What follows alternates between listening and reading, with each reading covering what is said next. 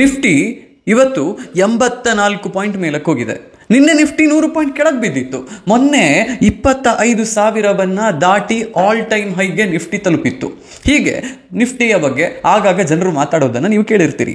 Nifty index ಅಂತ ಹೇಳುವಂತಹದ್ದು ಅಥವಾ index fund ಅಂತ ಹೇಳುವಂತಹ ಒಂದು ಮ್ಯೂಚುವಲ್ ಫಂಡ್ ಕ್ಯಾಟಗರಿಯ ಬಗ್ಗೆ ನೀವು ಕೇಳಿರ್ತೀರಿ. ನಿಫ್ಟಿ ಬೀಸ್ ಅಂತ ಹೇಳುವಂತಹ ಎಕ್ಸ್ಚೇಂಜ್ ಟ್ರೇಡೆಡ್ ಫಂಡ್ ಅಥವಾ ETF ಬಗ್ಗೆ ನೀವು ಕೇಳಿರ್ತೀರಿ. ಆದರೆ ಈ ನಿಫ್ಟಿ ಅಂದರೆ ಏನು? ಇದು ಯಾಕೆ ಇಷ್ಟೊಂದು ಪ್ರಾಮುಖ್ಯತೆಯನ್ನು ಪಡೆಯುತ್ತೆ? Why is stock market and the Nifty index called as a leading indicator of a nation's economy, ಅಥವಾ ನಮ್ಮ ದೇಶದ ಇಕಾನಮಿಯ ಬಗ್ಗೆ ಇದು ಮುಂಚೆಯೇ ಹೇಳುವಂತಹ, ಹೀಗೆ ನಮ್ಮ ದೇಶದ ಎಕಾನಮಿ ಹೋಗ್ತಿದೆ ಅಂತ ಹೇಳೋದಕ್ಕೆ ಇರುವಂತಹ ಇಂಡಿಕೇಟರ್ ಯಾಕೆ ಅನ್ನೋದನ್ನು ನೀವು ಯೋಚನೆ ಮಾಡಿದ್ದೀರಾ? ಇವತ್ತಿನ ವಿಡಿಯೋದಲ್ಲಿ ಇದನ್ನು ಡೀಟೇಲ್ಡ್ ಆಗಿ ಎಕ್ಸ್ಪ್ಲೈನ್ ಮಾಡುವಂತಹ ಪ್ರಯತ್ನವನ್ನು ನಾನು ಪಡ್ತೀನಿ. ನಿಫ್ಟಿ ಇಂಡೆಕ್ಸ್ ಅಂತ ಹೇಳಿದರೆ ಏನು, ಇದರಲ್ಲಿ ಇರುವಂತಹ ಕಾನ್ಸ್ಟಿಟ್ಯೂಯೆಂಟ್ಸ್ ಯಾವುದು, ಯಾವ ಸ್ಟಾಕ್ಗಳು ಇಲ್ಲಿದ್ದಾವೆ, ಯಾವ ಸೆಕ್ಟರ್ಗಳು ಇಲ್ಲಿದ್ದಾವೆ, ಈ ಕಾರಣದಿಂದಾಗಿ ನಿಫ್ಟಿ ಇಂಡೆಕ್ಸ್ ಹೇಗೆ ನಮ್ಮ ದೇಶದ ಇಕಾನಮಿಯನ್ನು ಗೇಜ್ ಮಾಡೋದಕ್ಕೆ ಸಹಾಯ ಮಾಡುತ್ತೆ ಅನ್ನೋದನ್ನು ಇವತ್ತಿನ ವಿಡಿಯೋ ಹೇಳುವಂತಹ ಪ್ರಯತ್ನವನ್ನು ಪಡುತ್ತೆ. ಈ ವಿಡಿಯೋವನ್ನು ನೀವು ನೋಡಿದರೆ ಇನ್ವೆಸ್ಟ್ಮೆಂಟ್ ಬಗ್ಗೆಯೂ ಕೂಡ ನಿಮಗೆ ಹೆಚ್ಚಿನ ಮಾಹಿತಿ ಸಿಗುತ್ತೆ. ಸೊ ಪಾಯಿಂಟ್ ನಂಬರ್ 1, ನಿಫ್ಟಿ 50 ಅಂತ ಹೇಳುವಂತಹ ಒಂದು ಇಂಡೆಕ್ಸ್ನಲ್ಲಿ 50 ಬೇರೆ ಬೇರೆ ಸ್ಟಾಕ್ಗಳು ಇರ್ತವೆ. ಈ ಸ್ಟಾಕ್ಗಳನ್ನು ಹಾಗೆ ಸುಮ್ಮನೆ ಅಲ್ಲೊಂದು ಸ್ಟಾಕ್ ಇದೆ ಅಂತ ಎತ್ತಿಕೊಂಡು ಬಂದು ಹಾಕೋದಿಲ್ಲ ಇವರು ಇದನ್ನು ಹಾಕೋದು ಬೇರೆ ಬೇರೆ ಸೆಕ್ಟರ್ಗಳ ಲೀಡಿಂಗ್ ಮಾರ್ಕೆಟ್ ಕ್ಯಾಪ್ ಹೊಂದಿರುವಂತಹ ಕಂಪನಿಗಳನ್ನು ಆಯ್ಕೆ ಮಾಡಿ, ಬೇರೆಯೂ ಒಂದಿಷ್ಟು ರೂಲ್ಸ್ ಇದ್ದಾವೆ ಅದಕ್ಕೆ. ಅವುಗಳ ಲಿಕ್ವಿಡಿಟಿ ಹೆಚ್ಚಿರಬೇಕು, ಕಳೆದ 6 ತಿಂಗಳಲ್ಲಿ ಪ್ರತಿ ಮಾರ್ಕೆಟ್ ಓಪನ್ ಇದ್ದ ದಿನ ಇದು ಟ್ರೇಡ್ ಆಗಿರಬೇಕು, ಇಲ್ಲಿ ಫ್ರೀ ಫ್ಲೋಟ್ ಹೆಚ್ಚಿರಬೇಕು ಅಂತ ಹೇಳುವಂತಹ ಹಲವಾರು ರೂಲ್ಸ್ಗಳಿದ್ದಾವೆ. But that will complicate this video. ಆ ಕಾರಣದಿಂದಾಗಿ ಅದರ ಬಗ್ಗೆ ನಾನು ಮಾತಾಡ್ತಿಲ್ಲ. But what are the different sectors from which companies are picked up? 11-12 ಸೆಕ್ಟರ್ಗಳು ಇದ್ದಾವೆ. ಈ ಎಲ್ಲ ಸೆಕ್ಟರ್ಗಳ ಕಂಪನಿಗಳು ಈ ನಿಫ್ಟಿಯಲ್ಲಿ ಇರ್ತವೆ. ಯಾವ ಸೆಕ್ಟರ್ಗಳು ಇದ್ದಾವೆ? ಇನ್ಫಾರ್ಮೇಷನ್ ಸೆಕ್ಟರ್ ಇದೆ, ಫಿನಾನ್ಷಿಯಲ್ ಸರ್ವಿಸಸ್ ಸೆಕ್ಟರ್ ಇದೆ, ಕನ್ಸ್ಯೂಮರ್ಸ್ ನಾವು ಬಳಕೆ ಮಾಡುವಂತಹ ವಸ್ತುಗಳಿರ್ತಾವಲ್ಲ ಅವುಗಳನ್ನು ಮ್ಯಾನುಫ್ಯಾಕ್ಚರ್ ಮಾಡುವಂತಹ ಕಂಪನಿಗಳು, ಎಂಟರ್ಟೈನ್ಮೆಂಟ್ ಮತ್ತು ಮೀಡಿಯಾ ಕಂಪನಿಗಳು ಕೂಡ ಇದರಲ್ಲಿ ಇರ್ತವೆ. ಇನ್ನು ನಿಮಗಿಲ್ಲಿ metals, pharmaceuticals, telecommunication, cement and its products, automobiles, pesticides, fertilizers, energy and other services, ನೀವು ನಿಮ್ಮ ಬದುಕಿನಲ್ಲಿ ದಿನಕ್ಕೆ ಬಳಕೆ ಮಾಡುವಂತಹ ಎಲ್ಲ ವಸ್ತುಗಳು ಅಥವಾ ಸುಮಾರು ವಸ್ತುಗಳು ಮಾರಾಟ ಆಗುವಂತಹ ಅಥವಾ ಅದನ್ನು ನೀವೊಬ್ಬ ಕೃಷಿಕ ಅಂತ ಯೋಚನೆ ಮಾಡಿ.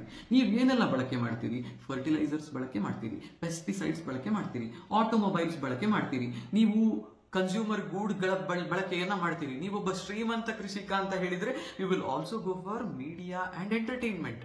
ಹೀಗಿದ್ದಾಗ ಫಿನಾನ್ಷಿಯಲ್ ಸರ್ವಿಸಸ್, ಬ್ಯಾಂಕ್ಗಳಲ್ಲಿ ಡೆಪಾಸಿಟ್ ಮಾಡ್ತೀರಿ, ಸಾಲಗಳನ್ನು ತಗೋತೀರಿ.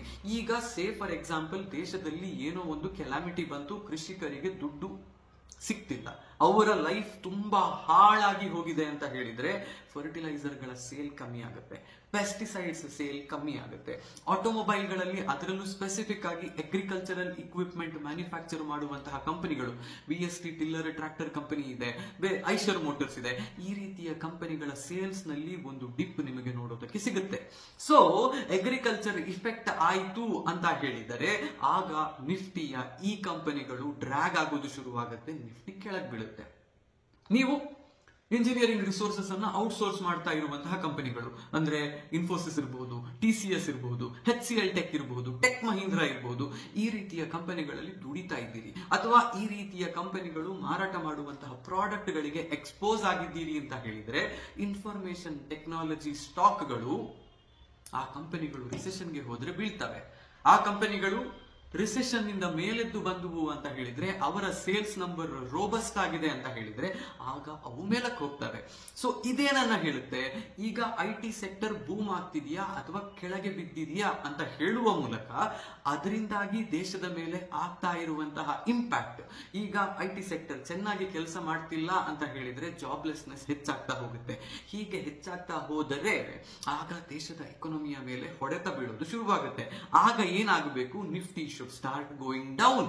ಇದನ್ನ ಮಾಡುವುದಕ್ಕೆ ಇನ್ಫಾರ್ಮೇಶನ್ ಮತ್ತು ಟೆಕ್ನಾಲಜಿ ಸ್ಟಾಕ್ಗಳು ಅಲ್ಲಿರೋದು. ಈಗ consumer goods, financial services, metals, cements, ಇದಿಷ್ಟನ್ನ ನೋಡೋಣ. ಒಬ್ಬ ಕಾಮನ್ ಮ್ಯಾನ್ ಕೈಯಲ್ಲಿ ಮನೆ ಕಟ್ಟೋಕೆ ದುಡ್ಡಿದೆ, ಮನೆ ಗೃಹ ಪ್ರವೇಶ ಮಾಡೋದಕ್ಕೆ ದುಡ್ಡಿದೆ ಅಂತ ಹೇಳಿದ್ರೆ, ಬಿಲ್ಡಿಂಗ್ ಗಳನ್ನ ಕಟ್ಟೋದಕ್ಕೆ ಬೇಕಾಗಿರುವಂತಹ, ದೇಶದಲ್ಲಿ ರೋಡ್ ಕನ್ಸ್ಟ್ರಕ್ಷನ್ ಮಾಡೋದಕ್ಕೆ ಬೇಕಾಗಿರುವಂತಹ ಎರಡು ಅತಿ ಮುಖ್ಯ ಪ್ರಾಡಕ್ಟ್ಗಳು ಸಿಮೆಂಟ್ ಮತ್ತೆ ಮೆಟಲ್ಸ್. TMT ಬಾರ್ಗಳಿರಬಹುದು, ಬೇರೆ ರೀತಿಯ ಮೆಟಲ್ಗಳು ಇರಬಹುದು, ಸ್ಟೀಲ್ ಇರಬಹುದು. ಈ ರೀತಿಯ ಕನ್ಸ್ಟ್ರಕ್ಷನ್ಗೆ ಬೇಕಾಗುತ್ತೆ. ಈಗ ಮನೆಯಲ್ಲಿ ಮದುವೆ ಇದೆ, ಮನೆ ಒಕ್ಲಿದೆ ಅಂತ ಹೇಳಿದ್ರೆ ಕನ್ಸ್ಯೂಮರ್ ಗೂಡ್ಸ್ ಗಳ FMCG ಅಂತ ಹೇಳ್ತೀವಿ, ಫಾಸ್ಟ್ ಮೂವಿಂಗ್ ಕನ್ಸ್ಯೂಮರ್ ಗೂಡ್ಸ್ ಅಂತ. FMEG ಅಂತ ಇನ್ನೊಂದು ಕ್ಯಾಟಗರಿ ಇದೆ, ಫಾಸ್ಟ್ ಮೂವಿಂಗ್ ಎಲೆಕ್ಟ್ರಿಕಲ್ ಗೂಡ್ಸ್ ಅಂತ. ಈ ರೀತಿಯ ಗೂಡ್ಸ್ ಸೇಲ್ ಹೆಚ್ಚಾಗ್ತಿದೆ ಅಂತ ಹೇಳಿದ್ರೆ ಒಬ್ಬ ಕಾಮನ್ ಮ್ಯಾನ್ ಕೈಯಲ್ಲಿ ಡಿಸ್ಪೋಸಬಲ್ ಇನ್ಕಮ್ ಇದೆ, ಅವನು ಅದನ್ನ ಇನ್ವೆಸ್ಟ್ ಮಾಡಿ ಈ ರೀತಿಯ ಐಟಮ್ಗಳನ್ನ ಖರೀದಿ ಮಾಡ್ತಿದ್ದಾನೆ ಅನ್ನುವಂತಹ ಫಿಗರ್ಸ್ ನಿಮಗೆ ಸಿಗುತ್ತೆ. ಸಣ್ಣ ಎಕ್ಸಾಂಪಲ್, ಬ್ರಿಟಾನಿಯಾ ಬಿಸ್ಕೆಟ್ಸ್ ಮಾರಾಟ ಮಾಡುವಂತಹ ಕಂಪನಿ, ITCಯ ಸನ್ಫೀಸ್ಟ್ ಇನ್ನೊಂದು ಬಿಸ್ಕೆಟ್ ಮ್ಯಾನುಫ್ಯಾಕ್ಚರಿಂಗ್ ಮತ್ತು ಮಾರಾಟ ಮಾಡುವಂತಹ ಕಂಪನಿ, ನೆಸ್ಲೆ ಇನ್ನೊಂದು ಬಿಸ್ಕೆಟ್ ಮ್ಯಾನುಫ್ಯಾಕ್ಚರಿಂಗ್ ಮತ್ತು ಮಾರಾಟ ಮಾಡುವಂತಹ ಕಂಪನಿ. ಇವರಿಗೆಲ್ಲರ quarterly revenue, yearly revenue depend ಆಗುವಂತಹದ್ದು ಅವರ ಹಳ್ಳಿಯ ಬಿಸ್ನೆಸ್ ಎಕ್ಸ್ಪೋಜರ್ ಹೇಗಿದೆ ಅನ್ನೋದ್ರ ಮೇಲೆ. If the penetration in village reduces, ಇವರ ಆನ್ಯುವಲ್ ನಂಬರ್ಸ್ ಹಿಟ್ ಆಗೋದು ಶುರುವಾಗುತ್ತೆ. ಇವರ ಆನ್ಯುವಲ್ ನಂಬರ್ಸ್ ಹಿಟ್ ಆಗೋಕೆ ಶುರುವಾಯಿತು ಅಂತ ಹೇಳಿದರೆ ಇವರ ಪ್ರಾಫಿಟ್ ಮಾರ್ಜಿನ್ಸ್ ಕಮ್ಮಿ ಬರುತ್ತೆ. ಇವರ ಪ್ರಾಫಿಟ್ ಮಾರ್ಜಿನ್ಸ್ ಕಮ್ಮಿ ಬಂತು ಅಂತ ಹೇಳಿದ್ರೆ ನಿಫ್ಟಿಯಲ್ಲಿ ಇವುಗಳ ನಂಬರ್ಸ್ ಕಮ್ಮಿ ಆಗೋದು ಶುರುವಾಗುತ್ತೆ, ಸ್ಟಾಕ್ಗಳು ಕೆಳಗೆ ಹೋಗೋದು ಶುರುವಾಗುತ್ತೆ. ಕೆಳಗೆ ಹೋಯಿತು ಅಂತ ಹೇಳಿದ್ರೆ ನಿಫ್ಟಿ ಕೆಳಗೆ ಬಿಡುತ್ತೆ. So basically what I am trying to tell you is, ಬೇರೆ ಬೇರೆ ಸರ್ವಿಸಸ್, ಬೇರೆ ಬೇರೆ ಕಂಪನಿಗಳು ನಿಫ್ಟಿಯಲ್ಲಿ ಇರುವ ಕಾರಣ ಮತ್ತು ಅವುಗಳ ಪ್ರಪೋರ್ಷನ್ಸ್ ಅಷ್ಟು ಇರುವ ಕಾರಣದಿಂದಾಗಿ ನಿಮಗೆ ದೇಶದ ಇಕಾನಮಿಯ ಬಗ್ಗೆ ಒಂದು ಮ್ಯಾಕ್ರೋ ಲೆವೆಲ್ ನಲ್ಲಿ ಇನ್ಫಾರ್ಮೇಶನ್ ಅನ್ನು ಕೊಡೋದಕ್ಕೂ ಕೂಡ ನಿಫ್ಟಿ ಅಂತ ಹೇಳುವಂತಹ ಇಂಡೆಕ್ಸ್ ಸಹಾಯವನ್ನ ಮಾಡುತ್ತೆ. And every company that is present out there, bullish movement ಅನ್ನ ಕೊಡೋದು, ಅದು ತನ್ನ ರೆವೆನ್ಯೂ ಮತ್ತು ತನ್ನ ಪ್ರಾಫಿಟಬಿಲಿಟಿಯನ್ನ ಹೆಚ್ಚು ಮಾಡಿಕೊಳ್ತಾ ಇದ್ರೆ ಮಾತ್ರ. ಈಗ ತನ್ನ ರೆವೆನ್ಯೂ ಹೆಚ್ಚಾಗ್ತಿದೆ, ತನ್ನ ಪ್ರಾಫಿಟಬಿಲಿಟಿ ಹೆಚ್ಚಾಗ್ತಿದೆ ಅಂತ ಹೇಳಿದ್ರೆ ಹೆಚ್ಚು ಹೆಚ್ಚು ಜನ ಕನ್ಸ್ಯೂಮರ್ಸ್ ಆ ಕಂಪನಿಯ ಸರ್ವಿಸ್ ಅನ್ನ, ಆ ಕಂಪನಿ ಕೊಡ್ತಾ ಇರುವಂತಹ ಬೇರೆ ಯಾವುದೋ ಒಂದಿಷ್ಟು ಪ್ರಾಡಕ್ಟ್ ಗಳನ್ನ ಖರೀದಿ ಮಾಡ್ತಿದ್ದಾರೆ, ಬಳಕೆ ಮಾಡ್ತಿದ್ದಾರೆ ಅಂತ ಹೇಳುವಂತಹ ಮಾಹಿತಿ ನಿಮಗೆ ಸಿಗುತ್ತೆ. ಈ ರೀತಿಯ ಮಾಹಿತಿ ನಿಮಗೆ ಸಿಕ್ಕಿದಾಗ ನಮ್ಮ ದೇಶ ಮೇಲಕ್ಕೆ ಹೋಗ್ತಿದೆ, ಅಭಿವೃದ್ಧಿ ಆಗ್ತಿದೆ ಅನ್ನುವಂತಹ ನಂಬರ್ಸ್ ನಿಮಗೆ ಸಿಗುತ್ತೆ. ಈಗ ಸಣ್ಣ ಒಂದು ಎಕ್ಸಾಂಪಲ್ ನಿಮಗೆ ಕೊಡ್ತೀನಿ ನಾನು. ನಿಫ್ಟಿ ಮೇಲಕ್ಕೆ ಹೋಗ್ತಿದೆ, ಬಟ್ 25,000 ಲೆವೆಲ್ ನಲ್ಲಿ ರೇಂಜ್ ಬೌಂಡ್ ಆದಂತಹ ಮೂವ್ಮೆಂಟ್ ಅನ್ನ ಕೊಡ್ತಾ ಇದೆ. ಇದಕ್ಕೆ ಕಾರಣ ಏನು ಅನ್ನೋದನ್ನ ನಾವು ನೋಡಿದ್ರೆ RBI ಹೇಳ್ತಾ ಇರುವಂತಹ ಒಂದು ದೊಡ್ಡ ಸಮಸ್ಯೆ ನಮ್ಮ ಕಣ್ಣಿಗೆ ಕಾಣ್ತಾ ಇದೆ. ಅದೇನು, ಭಾರತೀಯ ಬ್ಯಾಂಕ್ಗಳಲ್ಲಿ ಡೆಪಾಸಿಟ್ ಗ್ರೋತ್ ಅಂತ ಹೇಳುವಂತಹದ್ದು ಬೇಕಾದಷ್ಟು ಲೆವೆಲ್ ನಲ್ಲಿ ಹೆಚ್ಚಾಗ್ತಾ ಇಲ್ಲ. ಅವರು ಕೊಡ್ತಾ ಇರುವಂತಹ ಸಾಲಕ್ಕೂ ಅವರಿಗೆ ಸಿಗ್ತಾ ಇರುವಂತಹ ಡೆಪಾಸಿಟ್ಸ್ಗೂ ಅಂತರ ಹೆಚ್ಚಾಗ್ತಾ ಇದೆ. ಈ ಕಾರಣದಿಂದಾಗಿ ಬ್ಯಾಂಕ್ಗಳು ಹೈಯರ್ ಇಂಟ್ರೆಸ್ಟ್ ಡೆಪಾಸಿಟ್ ಗಳಿಗೆ ಅಥವಾ ಹೈಯರ್ ಇಂಟ್ರೆಸ್ಟ್ ಫಂಡಿಂಗ್ ಗೆ ಹೋಗಬೇಕಾದಂತಹ ಪರಿಸ್ಥಿತಿ ಬರ್ತಾ ಇದೆ. ಈ ಕಾರಣದಿಂದಾಗಿ ಬ್ಯಾಂಕ್ಗಳ ಗ್ರೋತ್ ಸ್ವಲ್ಪ ಕಮ್ಮಿಯಾಗಬಹುದು, ಈ ಕಾರಣದಿಂದಾಗಿ ಬ್ಯಾಂಕ್ಗಳ ಪ್ರಾಫಿಟಬಿಲಿಟಿ ಸ್ವಲ್ಪ ಕಮ್ಮಿ ಆಗಬಹುದು ಅಂತ ಹೇಳುವ ಒಂದು ಹಾಕಿಶ್ ಪಾಸ್ ಅನ್ನ ಕೊಡ್ತು. ಏನಿದ್ರ ಅರ್ಥ, ಜನ ತುಂಬಾ ಸ್ಟಾಕ್ ಮಾರ್ಕೆಟ್ ನಲ್ಲಿ ಮ್ಯೂಚುವಲ್ ಫಂಡ್ಗಳಲ್ಲಿ ಹೂಡಿಕೆಯನ್ನ ಮಾಡ್ತಿದ್ದಾರೆ. ಆ ಲೆವೆಲ್ ನ ಅಟ್ರಾಕ್ಟಿವ್ನೆಸ್ ಇವತ್ತು ಫಿಕ್ಸೆಡ್ ಡೆಪಾಸಿಟ್ ನಂತಹ ಸ್ಕೀಮ್ಗಳಲ್ಲಿ ಇಲ್ಲ. ಜನರು ಅಲ್ಲಿಗೆ ಬ್ಯಾಂಕಿಗೆ ಹೋದವರು ಕೂಡ ಡೆಪಾಸಿಟ್ ಗಳನ್ನ ಹೆಚ್ಚು ಮಾಡ್ತಾ ಇಲ್ಲ. ಅವರಿಗೆ ಬ್ಯಾಂಕ್ಗಳಲ್ಲಿ ಬೇರೆ ಇನ್ಸ್ಟ್ರೂಮೆಂಟ್ಗಳು, ಮ್ಯೂಚುವಲ್ ಫಂಡ್ಸ್, ಇನ್ಶೂರೆನ್ಸ್, ಯುಲಿಪ್ಸ್ ಅಂತ ಹೇಳುವಂತಹ ಇನ್ಸ್ಟ್ರೂಮೆಂಟ್ ಗಳನ್ನ ಪುಷ್ ಮಾಡಲಾಗ್ತಾ ಇದೆ. ಈ ಕಾರಣದಿಂದ FD ಗಳ ಗ್ರೋತ್ ಕಮ್ಮಿಯಾಗಿದೆ. FD was one of the low interest funds that banks were able to generate. ಈಗ ಅದು ಕಮ್ಮಿ ಆಗಿದೆ ಅಂತ ಹೇಳುವ ಕಾರಣಕ್ಕೆ they are not able to grow ಅಂತ. ಈಗ ಬ್ಯಾಂಕ್ಗಳ ಗ್ರೋತ್ ನಮಗೆ ಬೇಕಾದ ಲೆವೆಲ್ ನಲ್ಲಿ ಆಗ್ತಿಲ್ಲ ಅಂತ ಹೇಳಿದರೆ ಬ್ಯಾಂಕ್ಗಳ ಕಾನ್ಸ್ಟಿಟ್ಯೂಯೆಂಟ್ ಎಷ್ಟು ಅನ್ನೋದನ್ನ ನಾವು ನೋಡಬೇಕಾಗುತ್ತೆ. ಫೈನಾನ್ಸ್ ಅಂತ ಹೇಳುವಂತಹದ್ದು ಈ ನಿಫ್ಟಿಯಲ್ಲಿ ಬ್ಯಾಂಕ್ಸ್ ಅಂಡ್ ಫಿನಾನ್ಸ್ ಎರಡು ಕ್ಯಾಟಗರಿಯಲ್ಲಿ ಡಿವೈಡ್ ಆಗಿದೆ. 22% constituent of Nifty are banks and finance companies. 22% ನಿಮಗೆ ಅಲ್ಲಿ ಬಂತು ಅಂದ್ರೆ ಈಗ ಬ್ಯಾಂಕ್ಗಳು 100% ಮೇಲಕ್ಕೆ ಹೋದ್ರೆ ನಿಫ್ಟಿ 22% ಮೇಲಕ್ಕೆ ಹೋಗುತ್ತೆ. ಆರ್ ಇನ್ ರಿಯಲಿಸ್ಟಿಕ್ ಟರ್ಮ್ಸ್ ನಿಫ್ಟಿ 2% ಮೇಲಕ್ಕೆ ಹೋಗ್ಬೇಕು ಅಂತ ಹೇಳಿದರೆ ಬ್ಯಾಂಕ್ಗಳು 10% ಮೇಲಕ್ಕೆ ಹೋಗ್ಬೇಕು ಆನ್ ಎನ್ ಅಪ್ರಾಕ್ಸಿಮೇಷನ್.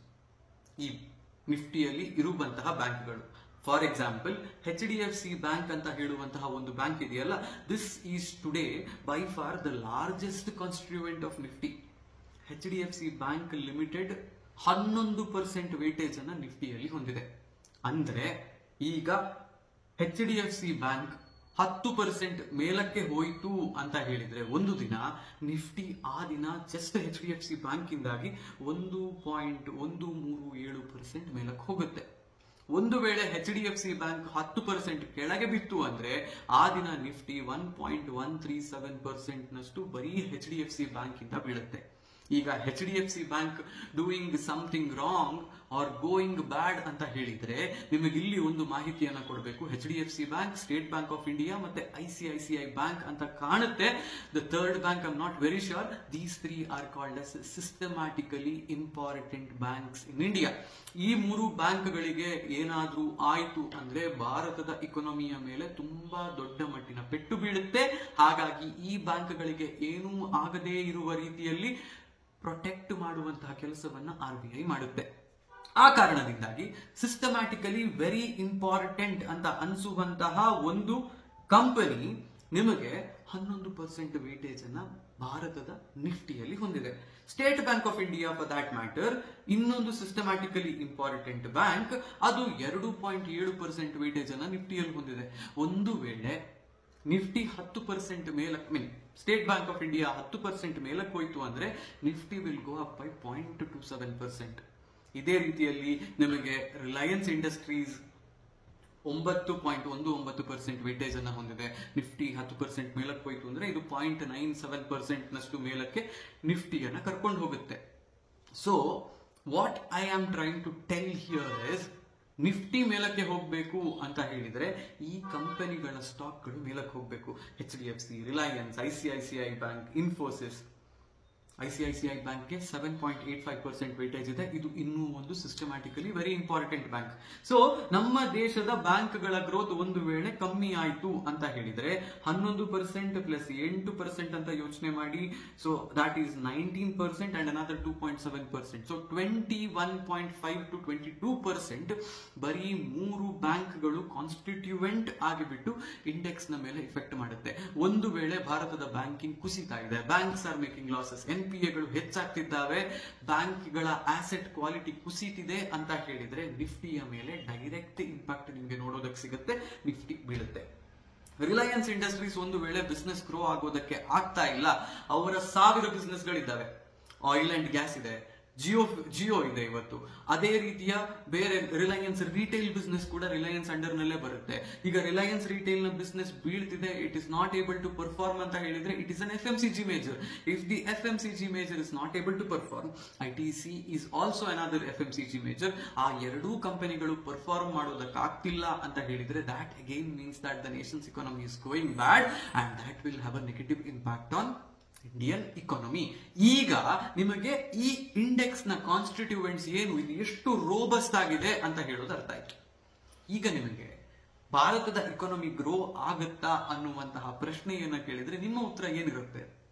ಮುಂದಿನ 2 ದಶಕ ಭಾರತದ್ದು ಅಂತ ಹೇಳ್ತಾರೆ. ನಮ್ಮಲ್ಲಿನ ಭಾರತೀಯರ ಆವರೇಜ್ ಏಜ್, ಎಲ್ಲರ ಏಜ್ ಅನ್ನ ನೀವು ಕ್ಯಾಲ್ಕ್ಯುಲೇಟ್ ಮಾಡಿ ನೋಡಿದ್ರೆ 27.2 ವರ್ಷ. We are one of the youngest economies in the world. ನಮ್ಮ ದೇಶದಲ್ಲಿ ಇರುವಂತಹ human resource is the youngest. Untapped potential ನಮ್ಮ ಹತ್ರ ಬೇಕಾದಷ್ಟಿದೆ. ಒಂದು ವೇಳೆ ನಾವು ಭಾರತೀಯರು ಗ್ರೋ ಆದ್ವಿ, ನಮ್ಮ ಪರ್ ಕ್ಯಾಪಿಟಾ ಇನ್ಕಮ್ ಇನ್ಕ್ರೀಸ್ ಆಯ್ತು ಅಂತ ಹೇಳಿದ್ರೆ, ನಮ್ಮ ಬೈಯಿಂಗ್ ಪವರ್ ಹೆಚ್ಚಾಯ್ತು ಅಂತ ಹೇಳಿದ್ರೆ, ಪರ್ ಕ್ಯಾಪಿಟಾ ಇನ್ಕಮ್ ಹೆಚ್ಚಾಯ್ತು ಅಂದ್ರೆ ನಮ್ಮ ಬೈಯಿಂಗ್ ಪವರ್ ಹೆಚ್ಚಾಗುತ್ತೆ. ಯಾವಾಗ ಮನುಷ್ಯನಿಗೆ ಒಂದು ಸ್ವಲ್ಪ ಮಟ್ಟಿನ ದುಡ್ಡು ಕೈಗೆ ಬರೋದು ಶುರುವಾಗುತ್ತೋ ಅವನ ಖರ್ಚುಗಳು ಕೂಡ ಹೆಚ್ಚಾಗ್ತವೆ. ಒಬ್ಬ ವ್ಯಕ್ತಿ ಖರ್ಚುಗಳನ್ನ ಹೆಚ್ಚು ಮಾಡಿದ ಅಂದ್ರೆ where is he going to spend that money? He is going to spend that money is in one of these companies. ಅವನು ದುಡ್ಡನ್ನ ಹೂಡಿಕೆ ಮಾಡೋದು ಈ ಒಂದಿಷ್ಟು ಕಂಪನಿಗಳಲ್ಲಿ. ಹೇಗೆ ಅಂತ ಕೇಳ್ತೀರಾ? ದುಡ್ಡಿದೆ ಅಂತಂದ್ರೆ ಮನೆ ಕಟ್ಸೋದಕ್ಕೆ ಹೋಗ್ತಾನೆ. ಮನೆ ಕಟ್ಸ್ಬೇಕು ಅಂತ ಹೇಳಿದ್ರೆ ಲೋನ್ಗೆ ಹೋಗುವಂತಹ ಸಾಧ್ಯತೆ ಇರುತ್ತೆ. ಲೋನ್ ಕೊಡೋದು ಯಾರು? HDFC ಬ್ಯಾಂಕ್ ಕೊಡುತ್ತೆ, ICICI ಬ್ಯಾಂಕ್ ಕೊಡುತ್ತೆ, SBI ಕೊಡುತ್ತೆ, ಬೇರೆ ಬ್ಯಾಂಕ್ಗಳು ಕೊಡ್ತವೆ. But these guys will also take a chunk of that loan. ಈಗ ಇವರು ಲೋನ್ ಕೊಟ್ಟರು ಅಂದ್ರೆ ಇವರ ಆಸೆಟ್ ಕ್ವಾಲಿಟಿ ಇಂಪ್ರೂವ್ ಆಗ್ಕೊಂಡು ಹೋಗುತ್ತೆ, ಇವರ ಆಸೆಟ್ಸ್ ಹೆಚ್ಚಾಗ್ತಾ ಹೋಗುತ್ತೆ. Loans are an asset for a bank. ಈಗ ಲೋನ್ಸ್ ಹೆಚ್ಚಾಯ್ತು ಅಂತ ಹೇಳಿದ್ರೆ ಗ್ರೋತ್ ಕಾಣುವುದು ನಿಮಗೆ ಸಿಗುತ್ತೆ. ರಿಲಯನ್ಸ್ ಇಂಡಸ್ಟ್ರೀಸ್ ಚೆನ್ನಾಗಿ ಮಾಡ್ತಿದೆ ಅಂತ ಹೇಳಿದ್ರೆ ಅವರ oil and natural gas business ಚೆನ್ನಾಗಿ ಮಾಡಬೇಕು, ರಿಲಯನ್ಸ್ ರಿಟೇಲ್ ಚೆನ್ನಾಗಿ ಮಾಡಬೇಕು, ಅವರ ಜಿಯೋ ಸಿಮ್ಗಳು ಚೆನ್ನಾಗಿ ಮಾಡಬೇಕು.